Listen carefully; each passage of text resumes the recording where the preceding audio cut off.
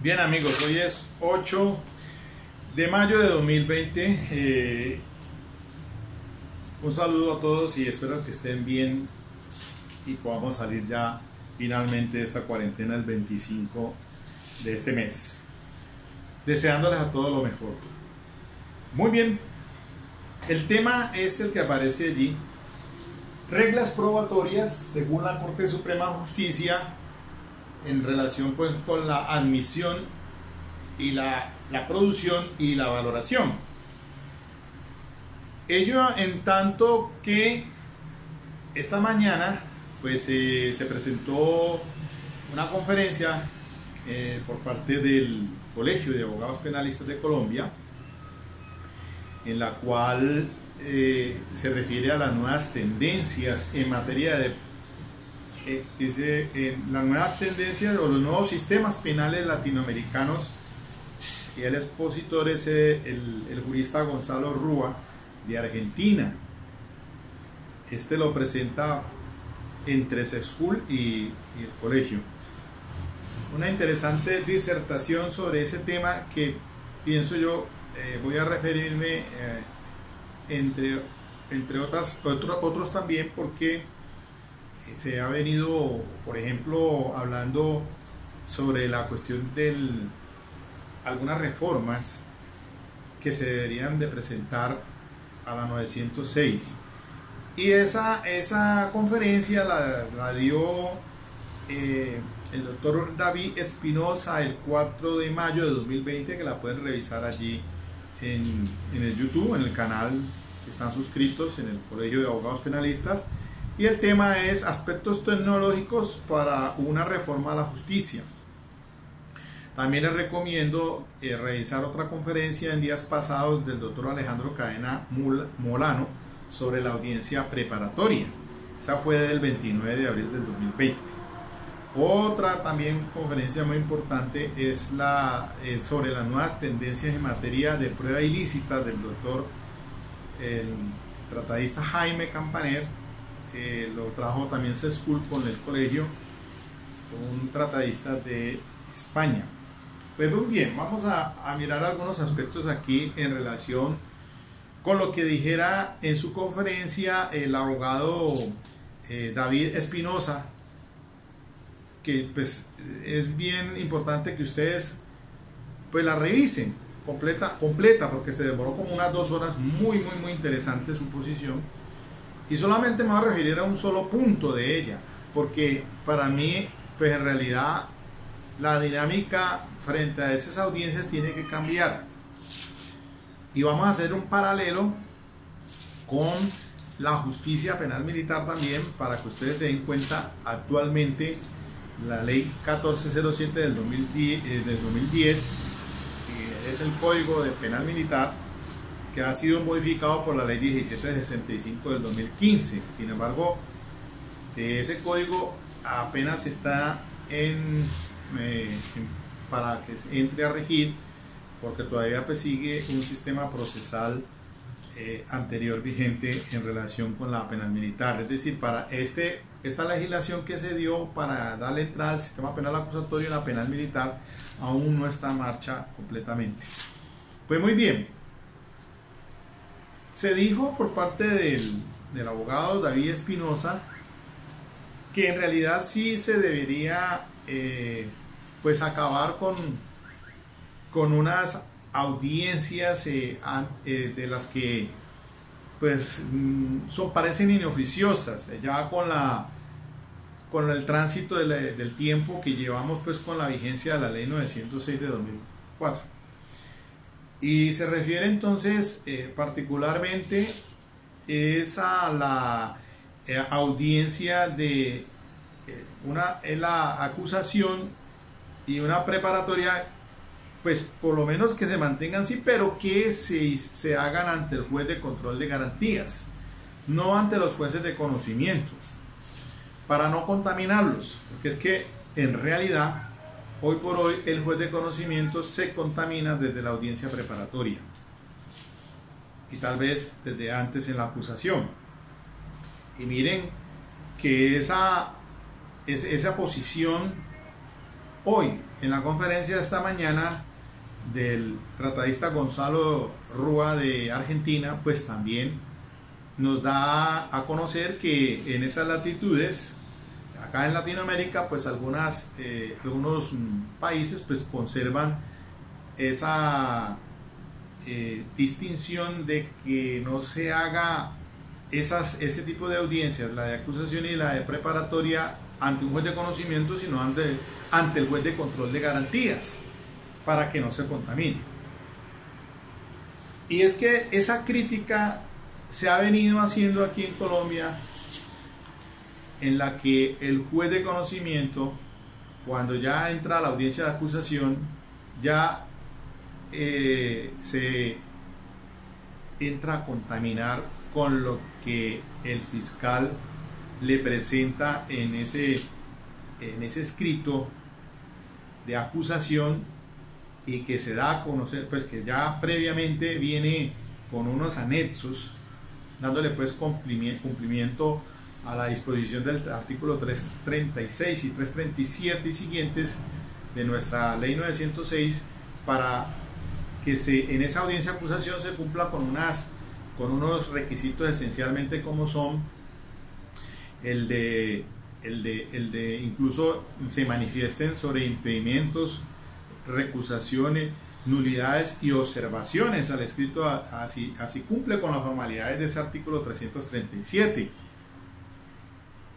y que en esa fase apenas se hace ese descubrimiento ya, o por lo menos el fiscal ha presentado sus anexos, hará en esa audiencia si se precisa que incluso por un fallo de la Corte Constitucional, que la defensa solicite un elemento probatorio del que tenga conocimiento y no se haya hecho el descubrimiento. Se sobreentiende que ya ese descubrimiento se ha presentado antes, cuando da traslado de ese escrito de acusación, y que acorde con otras posiciones aquí de unos conferencistas que yo pues he observado, he tenido la oportunidad, muy bien, me parece un ejercicio académico y socialización de temas de trascendental importancia en materia penal, de que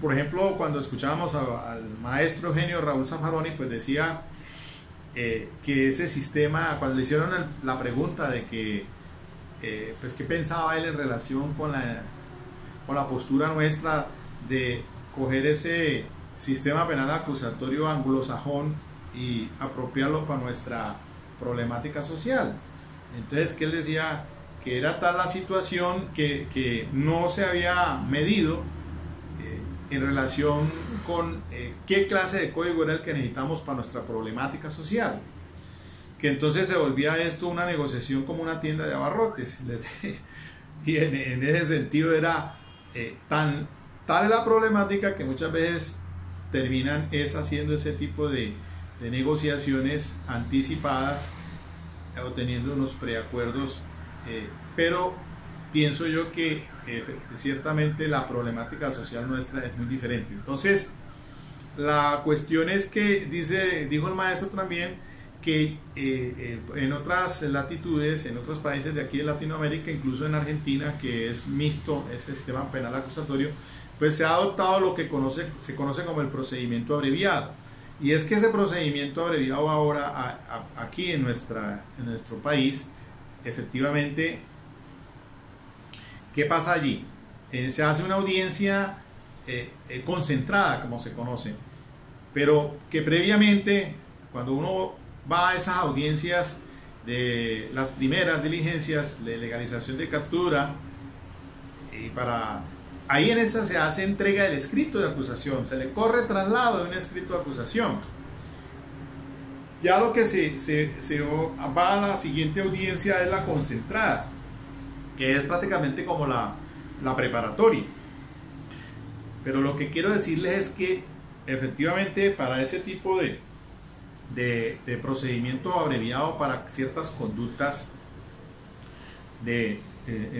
pues unas conductas punibles no de menor rango, digámoslo así, para resolverlo bajo ese procedimiento, a fin de evitar esa congestión en el sistema penal acusatorio actual, la 906.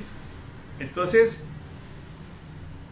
volviendo al punto, miren ustedes que en relación con esa acusación, con esa preparatoria, si lo comparamos con la justicia penal militar, pues caramba, uno encuentra ahí unas situaciones muy particulares que en realidad sí tienen que entrarse a modificar, incluso aún ni siquiera que haya entrado en vigencia actualmente. Porque miren ustedes, en la penal militar, en la ley 1407 de 2010, señala el artículo 481 y el 482 en relación con el trámite de la acusación. Entonces, esa acusación, la audiencia se hará ante un juez penal militar y policial de garantías. Y el trámite es muy diferente. Miren, dice que se adelanta esa audiencia ante el juez penal militar y policial de garantías a efectos de revisarse solamente el tema o que se hagan peticiones de nulidades y observaciones al escrito de acusación solamente. Y que esa audiencia de acusación, la decisión que se tome allí, tiene un recurso, pues se pueden interponer los recursos, porque en tanto es formal como material. Y mire que esa se distingue de la ley 906, porque allá se dice que es solamente de carácter formal y no admite recurso de apelación. Esa es una diferencia a tener presente. Después entonces dice que una vez se agote esa situación allí, pues dice que se le da traslado al juez de conocimiento, al juez penal militar de conocimiento o de conocimiento especializado. Y entonces ante ese nuevo juez, diferente al juez de policial de garantías, es que entonces se realiza una audiencia preliminar, así se conoce. Dice el artículo 483A. Señala fecha para audiencia preliminar al terminar, pues al juicio, antes de realizarse el juicio oral, para que se resuelva impedimentos, recusaciones, impugnaciones de competencia, medidas de protección, descubrimiento de elementos de prueba y evidencia física, su admisibilidad o excepción, y fija fecha y hora para la audiencia preparatoria. O sea que hay una audiencia además allí, la de acusación, la preliminar y después la preparatoria, y que incluso aquí en esta jurisdicción el tribunal es el que resuelve sobre el tema de impedimentos, recusaciones e impugnación de competencia. Y después entonces se hace propiamente la audiencia de preparatoria ante el juez de conocimiento, juez policial de conocimiento o juez especializado también de conocimiento, y allí entonces sí se dan unos pasos muy relacionados como lo está pues la legislación de la 906. Pero hay algo peor aún en este código, porque el artículo 499 sobre solicitudes probatorias dice así, en el inciso cuarto, comillas: excepcionalmente, agotadas las solicitudes probatorias de las partes, si el juez penal militar considera que se hace necesaria la práctica de otras pruebas no pedidas por estas que pudieran tener esencial influencia para el resultado del juicio, ordenará su práctica. O sea que tiene facultades de oficio, cosa que el artículo 360 de nuestra legislación prohíbe al juez que se involucre y tome y se vuelva un juez imparcial. Entonces, peor aún, el Código Penal Militar, esa ley 1407 del 2010. Ahora, también entonces allí se desarrollan otros artículos, otros temas como de pertinencia, admisibilidad, publicidad, contradicción y mediación, en fin. Y con ello quiero indicarles que en realidad pues es necesario que se replantee de que las audiencias de acusación y la preparatoria se realicen ante un juez de control de garantías. Y yo pienso que, yendo más allá, esa audiencia de acusación no tiene razón de ser, a mi modo de ver, desde mi punto de vista, porque si en el sistema del procedimiento abreviado lo que se le da es un traslado de ese escrito de acusación y después se hace la audiencia concentrada, que es la preparatoria, a fin de resolver temas de solicitudes probatorias, de pertinencia, conducencia, utilidad, para rechazo, para exclusión de pruebas, todo eso, pues allí sí debería como tal cumplir esa audiencia propiamente ante un juez de garantías, efectivamente, para que no se contamine ese juez de conocimiento al que después le debe llegar todo esto. Es decir, que solamente el juez de conocimiento abra el juicio y cada uno presente, de las partes presente su alegato. Entre estos solamente hablo de fiscal y el acusado, porque es que esa figura del Ministerio Público pues realmente sí debe desaparecer. El Ministerio Público, ahí miren que según los conferencistas que hemos escuchado, hasta para el tema de los interrogatorios y los contrainterrogatorios, cuando la norma está diciendo de que excepcionalmente el juez de conocimiento puede preguntar a efectos de que o hacerle solamente el llamado de atención para que responda claramente a la pregunta que le han hecho, o para que haga preguntas complementarias, y esa función también se la dan al Ministerio Público, pues pienso yo que eso desequilibra la balanza, bien sea para allá o bien sea para acá. Eso es muy cierto. Entonces, cuando dijo el conferencista también el tema sobre las reformas tecnológicas, decía de que esa audiencia de imputación de cargos debería desaparecer.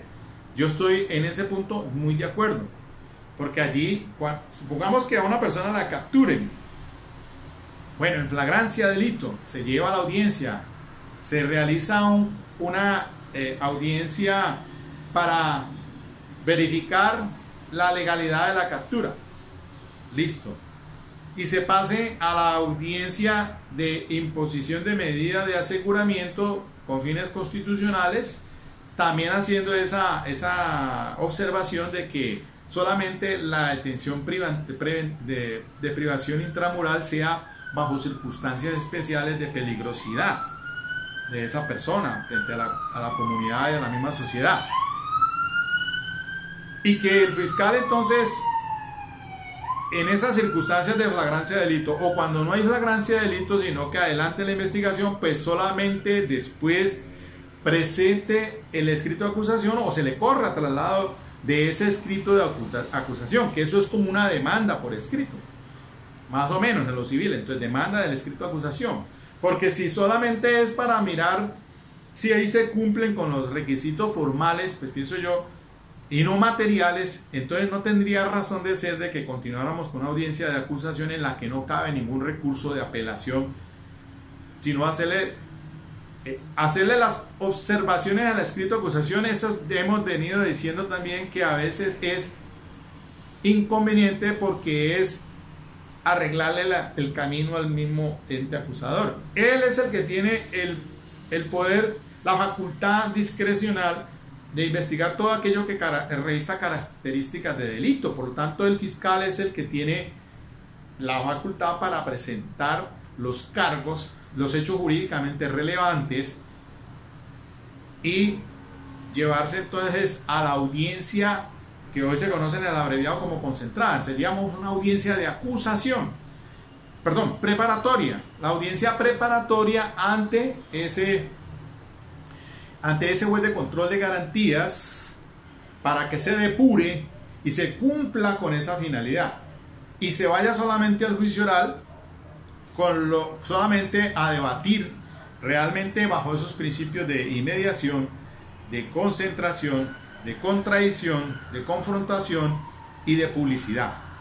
Y aquí entonces vamos mirando otro tema que sí me pareció pues muy importante del conferencista en el día de hoy, porque haciendo en paralelo, digamos, en relación con los sistemas procesales o penales aquí en estas latitudes, en Latinoamérica, haciendo ese paralelo frente al sistema europeo, continental europeo y el sistema anglosajón. Incluso el mismo conferencista, el doctor Gonzalo Rúa, indica que Colombia tiene un modelo casi en un alto porcentaje de tendencia anglosajón, con influencia anglosajona.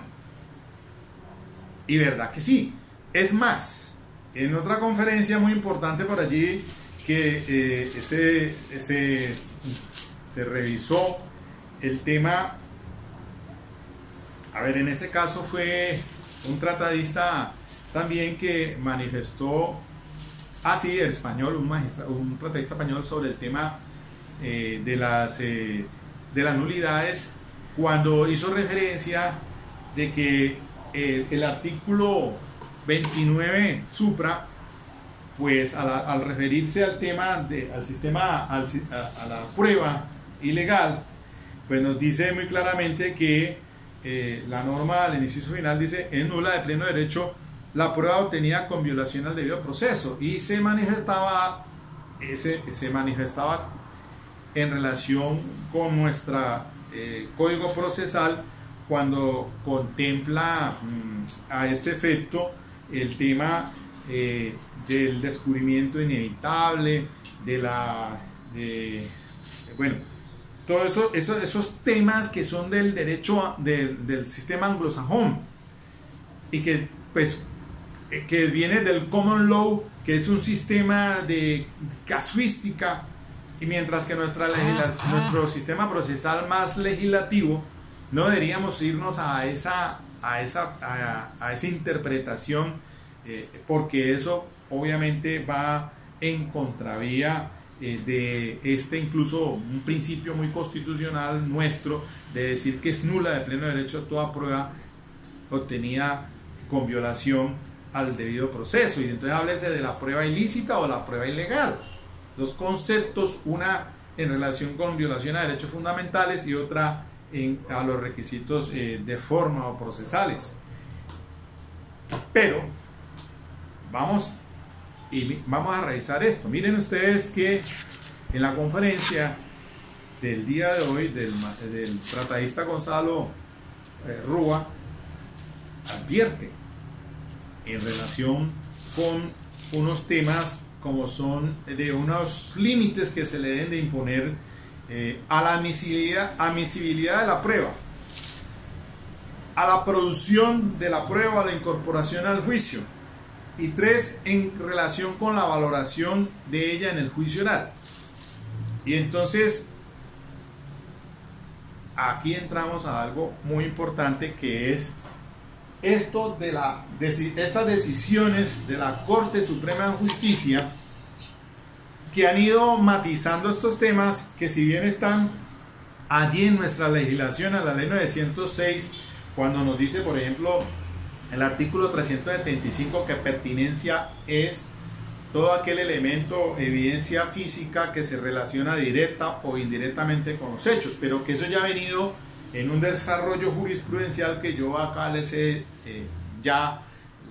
insistido, por lo menos en estas sentencias que se trata aquí por parte de la Corte Suprema, ha dado luces y ha enrutado o ha encauzado a nosotros los abogados defensores para que veamos la importancia que se tiene en relación con el tema de la admisión de la prueba. Entonces, allí en ese punto particularmente el tratadista pues dice que efectivamente sobre el tema de la admisibilidad de la prueba, pues hay unos puntos relacionados con la pertinencia y la admisibilidad, porque es que nuestro código, el artículo 375, pues nos señala cuál es la prueba pertinente, y el 376 nos dice una regla legal de que toda prueba pertinente es admisible, pero que hay unas excepciones cuando ellas no cumplen cuando no cumplen pues o como dice ahí la norma, hay 3 literales, que existe el peligro de causar grave perjuicio indebido, la probabilidad de que genere más confusión que claridad, poco escaso valor o que sea dilatoria del procedimiento. Y entonces aquí es donde ya viene estas decisiones de la Corte Suprema que nos marcan la ruta en relación de cómo usted debe estar muy bien calificado, muy bien idóneamente como abogado técnico que es, preparado para ese tipo de audiencia preparatoria, para que conozca usted muy bien qué es un rechazo, qué es una inadmisión y qué es una exclusión. Ya son temas de manejo de verbos que son concretos y que si se aplican debidamente le da al juez a entender obviamente que esa persona está preparada para ese sistema procesal penal, porque es que este sistema procesal penal, aquel que entre aquí a trabajar en sistema, la 906, debe tener un conocimiento muy amplio sobre esa línea jurisprudencial de la Corte Suprema, porque eso es la unificación de la casación, es unificación de jurisprudencia, y usted sabe que es el precedente judicial al que tenemos que tener en cuenta, lo mismo que la doctrina. Entonces, así por no ir muy lejos, cuando cogemos la 46153 de septiembre del 2015, la doctora Patricia Salazar, pues ya nos vienen a referir lo que es diferencia entre pertinencia, conducencia y utilidad. Son unos conceptos que el abogado penalista tiene que tenerla muy claramente para poder entonces entrar a esa audiencia preparatoria. Es más, en Estados Unidos hay abogados que se especializan exclusivamente para esa audiencia, la audiencia preparatoria. Y hay otros abogados que se especializan para las audiencias de juicio oral. Sin pena, si usted es usted es una persona que tiene un problema y va a acudir a su abogado, la idoneidad es simplemente que le diga al abogado en qué está, si tiene un amplio conocimiento en qué tipo de audiencias, si en audiencias preparatorias, a cuántas ha ido, a cuántos juicios orales ha asistido. No le va a decir cuántos ha ganado, porque pues obviamente le va a mentir. Pero por lo menos decirle pues qué tipo de experiencia tiene, porque es que hoy por hoy el abogado debe conocer muy bien sobre el tema de la preparatoria. Allí es el filtro para poder saber qué es lo que va a ir a juicio oral y con qué nos vamos a ir a pelear en igualdad de armas al juicio. Lo mismo en el juicio oral. El abogado de hoy por hoy tiene que saber de técnicas de interrogatorio, de contrainterrogatorio y el tema de las objeciones. Un abogado tiene que estar calificado, porque miren, radicado 53075 de marzo del 2019. Aquí hay dos salvamentos de voto, que es el de la doctora Patricia Salazar y creo que es del doctor Luis Antonio Hernández Barbosa, porque el ponente es otro, pero nulidad por menoscabo al derecho de defensa. Un caso donde un abogado llega allá y entonces ahí es donde decimos, bueno, pero ¿qué pasó? ¿Ese abogado sabe o no sabe del sistema?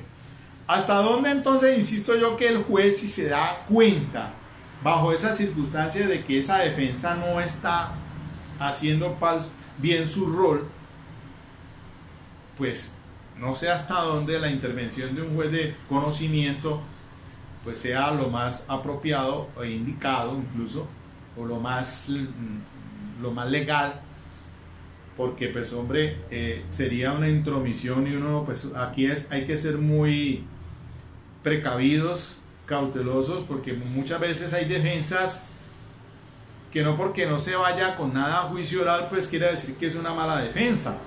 Eso es relativo, porque hay defensas pasivas también. O sea, que si no hay aporte de elementos de prueba, usted se va a ir a juicio a debatir lo que tiene el fiscal. Pero, ojo con esto, pues también es cierto que cuando hablábamos sobre el tema de la duda razonable, habrá duda razonable, y así lo ha observado, ya ha hecho la Corte, y por ahí les hacía la citación de una sentencia de que cuando se presenta una hipótesis alternativa, no, tal vez pues no digamos que en igualdad de condiciones a la fiscalía, pero sí que por lo menos plantee criterios en la que pueda ser considerada como plausible y viable para que termine absuelta esa persona. Pero ya estábamos, ya por ahí, ya esto se ha, en días anteriores pues hicimos el comentario sobre el tema de los estándares de prueba y el tema de la carga dinámica de la prueba y toda esa cuestión que trajo a cabo el colegio con varios importantísimos abogados. El hecho es que, en resumen, sí señor, uno tiene que, en este tipo de sistema, lo más conveniente es uno irse bien sólidamente con insumos para poder entonces por lo menos plantear allá hasta una teoría del caso para poder entonces salir adelante, además de todas estas reglas probatorias o de evidencia, reglas de evidencia, porque si no se conocen, pues la verdad es que se hace un papel errado completamente. En el tema del contrainterrogatorio ya visualizábamos el otro día con unos conferencistas también, que ahí por ahí hice una referencia a ellos, incluso un tratadista español y otros colombianos también, sobre el tema de que cuando uno estaba haciendo el contrainterrogatorio y entonces le objeta, no, es que eso no fue preguntado en el directo, y mire la situación que la misma corte ha venido diciendo un momento, cuando se trata de impugnar credibilidad, pues sí. ¿Y qué técnica va a utilizar usted, si es la de preguntas abiertas o preguntas cerradas? Según. Entonces, todo eso lo tenemos que conocer hoy en día, porque para poder uno ir a una audiencia de preparatoria o preliminar a juicio oral, hay que ir pisando duro, tenerla muy clara. Aquí yo, en una audiencia que entré de preparatoria, se le cayó todo al fiscal porque al principio ni idea tenía en relación con este tema de carga de pertinencia. Sobre todo, todavía no hablábamos qué distingue la pertinencia de conducencia y qué distingue de conducencia a utilidad, y eso ya lo hemos explicado ampliamente aquí. Entonces, cuando se va a hacer una discusión sobre conducencia, entonces tiene que referirse a si en nuestro sistema procesal está prohibida o no para que se practique ese tipo de prueba. Y usted sabe muy bien que nuestro código es de libertad probatoria según el artículo 373, libertad de prueba siempre y cuando no atente contra derechos humanos. Entonces ya ese es otro tema. Por eso es que me llama mucho la atención pues la conferencia del día de hoy. Lástima que haya sido tan cortica.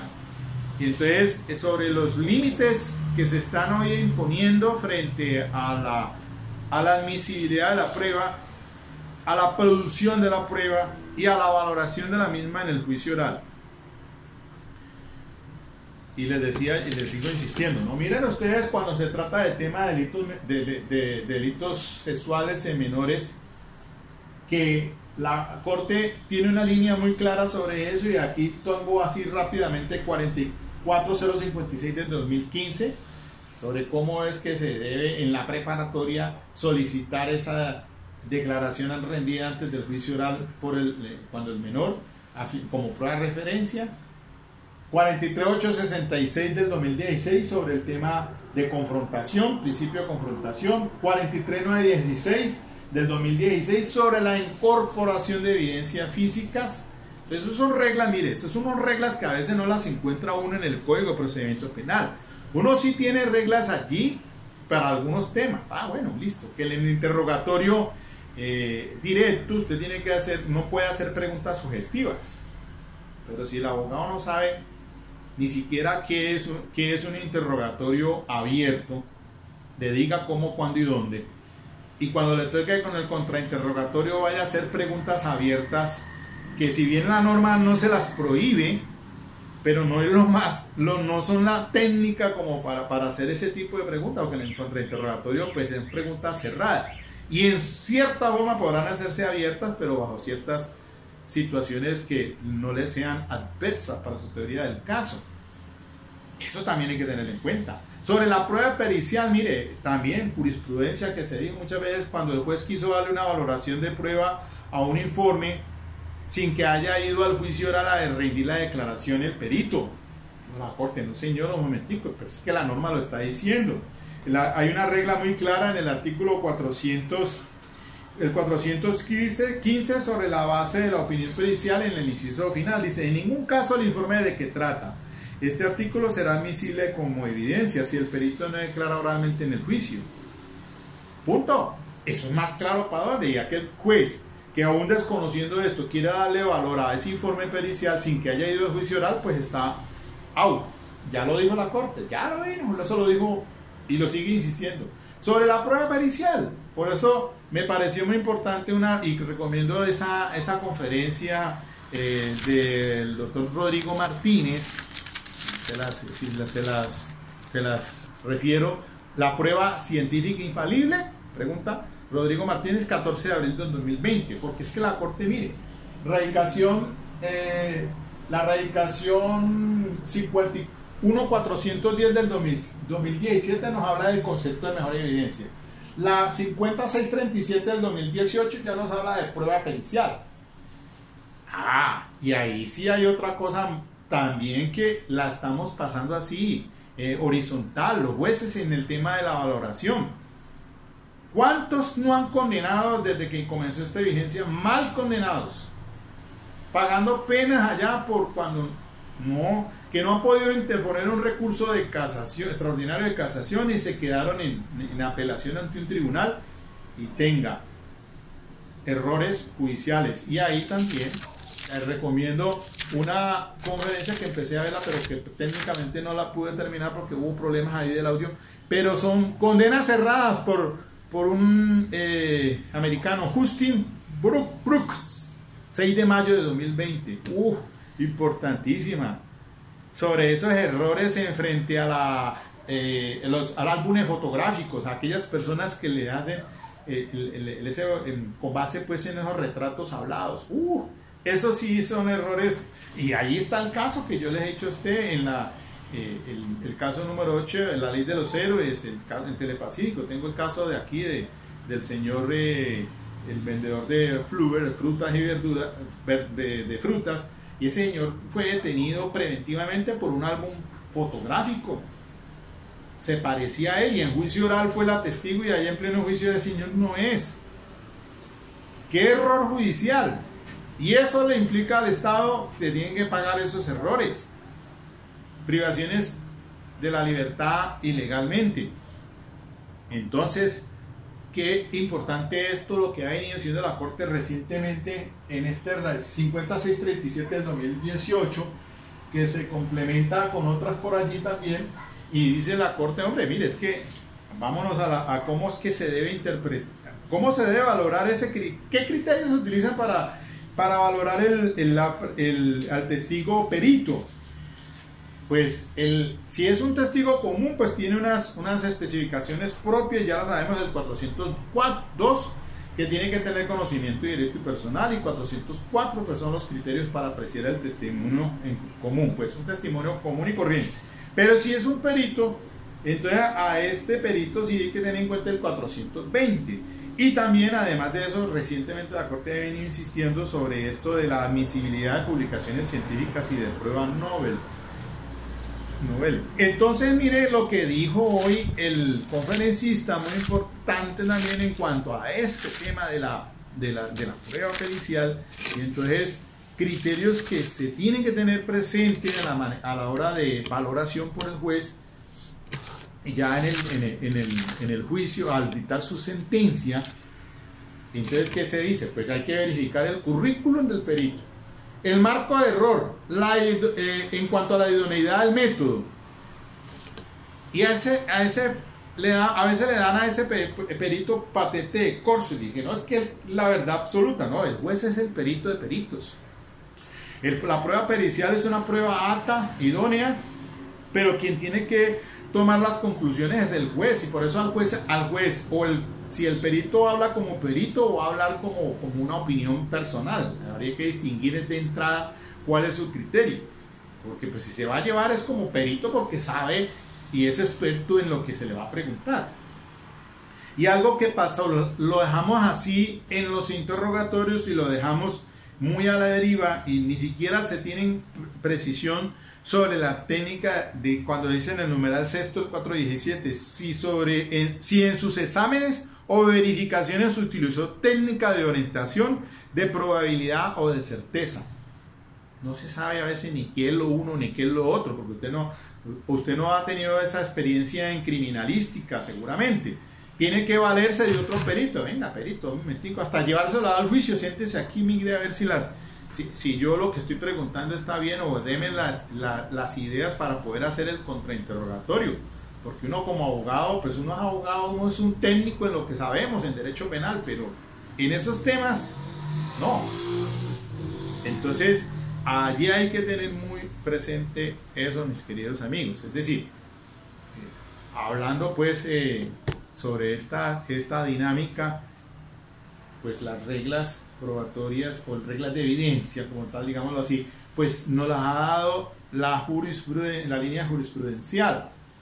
La norma del Código de Procedimiento Penal sí está también muy dado, ¿no? Quizás el código, el Código de Procedimiento Penal, la ley 906, es un código bien. Lo mismo hasta la misma 1407 del 2010, que el Código Penal Militar, pues una copia de la 906 de 2006. Quizás hasta de pronto allá hay temas que uno dice, bueno, no los tiene ni siquiera la 906 en el penal militar, pero miren ustedes pues que yo creo que en buena hora es necesario que haya una reforma a nuestro sistema procesal para poder entonces depurar y darle la celeridad que se necesita y llegar entonces a, obviamente, pues a obtener una pronta y cumplida justicia y el acceso a la justicia. Eso es de vital importancia. Bueno, ahí les dejo entonces, vayan ustedes, revisen estas dos conferencias, vuelvo insisto, la del doctor David Espinosa del 4 de mayo, sobre las aspectos técnicos para una reforma a la justicia, muy importantísimo, y la de hoy sobre el derecho probatorio de los nuevos sistemas penales latinoamericanos. De pronto estaba viendo por ahí una también que no la he visto, pero podría mirar, es un tema importante porque también habla de ausencia de estándares probatorios para imputar y acusar en Colombia, por José Fernando Mestre, del 4 de abril de 2020. Voy a revisar esa porque no la he revisado. La de condenas cerradas por Justin Brooks, sí, otra vez les insisto, 6 de mayo del 2020, importantísimo. Miren, una vaina allí tan importante que él decía en relación con esto de esa percepción que se tiene por parte del testigo, cuando la persona observa algo, muchas veces es el cerebro el que está observando y no la vista. Entonces, algo así, y nos mostraba unas diapositivas allí que decía si es una mujer o una anciana, ¿no? Yo creo que ustedes la han visto. Entonces, dice uno y se pone a ver ahí, si usted como que el ojo, uno tiene que hacer un esfuerzo a ver si para distinguir entre la anciana y la joven. Entonces, para indicarle que eso es la cuestión subjetiva del ser humano. La vista tiene una cuestión muy complicada, y que a la hora, la verdad, cuando va a rendir ese testimonio, nosotros no hasta ni explotamos eso. En pleno interrogatorio es necesario pues tener que abordar toda esa situación para poder entonces analizar lo que indica allí el artículo 404, que es lo que tiene que el juez revisar y tener presente, ya no la sana crítica como decía la ley 600, sino la sana crítica, decía el artículo, ¿no? La sana crítica, y ahí se analiza el testimonio en tales aspectos. No, ahora el artículo 404 dice así, ¿no? El juez tendrá en cuenta los principios técnicos científicos sobre la percepción y la memoria, especialmente lo relativo a la naturaleza del objeto percibido, el estado de sanidad del sentido o los sentidos por los cuales tuvo la percepción, circunstancias de lugar, tiempo y modo en que percibió, los procesos de rememoración, el comportamiento del testigo durante el interrogatorio y el contrainterrogatorio, la forma de sus respuestas y su personalidad. Por eso, mis queridos amigos, yo para finalizar voy por ahí, ahora con este tema de todo virtual y virtual y virtual, pues yo pienso que es imposible que se pueda hacer un juicio oral, creo yo, de manera virtual. El derecho, se vulnera para mí el derecho de contradicción y de confrontación, porque nosotros no estamos preparados para eso. Yo he tenido conocimiento de audiencias que a veces se les va al internet, usted tiene que repetir, mientras cerró, abrió, no quedó en el audio claro, si usted va a interponer un recurso, vaya qué problema. Y dice la norma en el artículo 146 del Código de Procedimiento Penal, cuando se trata de estos temas, dice así, en el registro de la actuación, ¿no? Dice, porque una pregunta que hizo por ahí alguien me decía, mira, Miguel, lo que pasa es que hubo una audiencia preparatoria que se hizo virtualmente y empezó a esa vaina a dañarse por el internet. El abogado paró, tomó aire, volvió y regresó. Y entonces ya cuando trató de sustentar, eso quedó que no quedó como registrado. Y eso lo mandaron al tribunal a que resuelva pues esa apelación por eso. Caramba. Y entonces preguntaba qué se pide, nulidad, o se le manda un escrito al tribunal diciéndole y aclarándole lo que quería decir. ¿Qué hago? Caramba, yo creo que eso es bastante difícil, muy complicado, porque dice el numeral tercero del artículo 146, en las audiencias ante el juez de conocimiento, además de lo anterior, deberá realizarse una reproducción de seguridad con el medio técnico más idóneo posible, lo cual solo se incorporará a la actuación para el trámite de los recursos consagrados en el código. O sea, habla de medios técnico más idóneo posible, y si eso hay fallas allí, carajo, pues eso queda a medias. Y el numeral quinto dice, cuando este código exija la presencia del imputado ante el juez para efectos de llevar a cabo la audiencia preparatoria o cualquier audiencia anterior al juicio oral, no le está diciendo de audiencia de juicio oral, ya está diciendo anterior al juicio oral, o cualquier audiencia anterior al juicio oral, a discreción del juez, dicha audiencia podrá realizarse a través de comunicación de audio-video, caso en el cual no será necesaria la presencia física del imputado ante el juez. El dispositivo de audio-video deberá permitir al juez observar y establecer comunicación oral y simultánea con el imputado y su defensor o con cualquier testigo. El dispositivo de comunicación por audio-video deberá permitir que el imputado pueda sostener conversaciones en privado con el defensor. La señal del dispositivo de comunicación por audio-video se transmitirá en vivo y en directo y deberá ser protegida contra cualquier tipo de interceptación.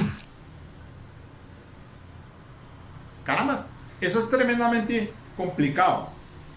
Allí entonces pienso yo que esto todavía está en pañales, y más ahora con este tema de la pandemia, pues habrá que aprender muchas cosas y mirar a ver qué se va a revisar allí. Pero pienso yo que los juicios orales, y más cuando se tratan de numerosos testigos, cuando son numerosos abogados.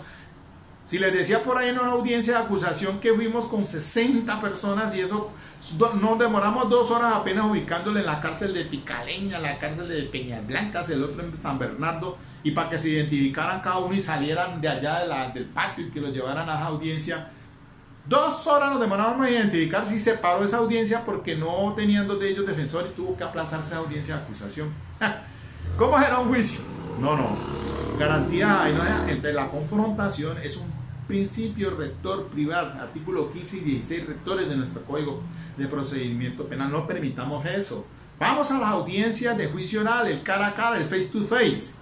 Otra de las problemáticas que hay allí, miren ustedes, entonces, que tienen que resolverse. Sí, muy bueno. Que la cuestión del escrito electrónico, el documento electrónico. Muy bueno. Eso está chévere. Vamos a ver a la realidad si esa cuestión es tan chévere. Si así en físico tenemos problemas a veces con el descubrimiento. Ahora, ¿qué tal cuando nos digan? Miren ustedes en la audiencia que le dice el fiscal, no, doctor, tráigame una tera, porque mire que tengo todas las grabaciones allí. Pero ¿cuál de esas vamos a depurar y a llevar entonces? Dígame, fiscal. 1 tera. A ver, no tiene ni para un USB de 8 gigas. Ahora para llevarse una tera, caramba, bueno, yo no sé, de todas maneras, esto da lugar, pues mis queridos amigos, ya termina el tiempo. Quería era hacer estas observaciones muy, con cariño. Es una cuestión que tenemos que revisar bien, porque del dicho al trecho hay mucho, del dicho al hecho, perdón, hay mucho trecho. Eso no es tan fácil. Ahora miren ustedes cómo está esa problemática de hacinamiento carcelario y cómo se resuelven pues esas peticiones así. Bueno, es todo, mis queridos amigos. Espero pues seguir socializando estos temas y ojalá sigamos viendo esas conferencias muy buenas, unas muy brillantes, excelentes. Aquí aprendemos, hasta yo también me retroalimento prácticamente. Obviamente que hay temas que son puntuales y creo que ahora a las 4 hay una sobre delito de peligro que me parece interesantísimo que también puedan verla, de una doctora, creo, no sé el nombre, pero está para hoy, 8 de mayo a las 4 de la tarde. Bueno, mis queridos amigos, nos seguimos viendo entonces. Quédate en casa y cuídate. Ok, hasta una próxima.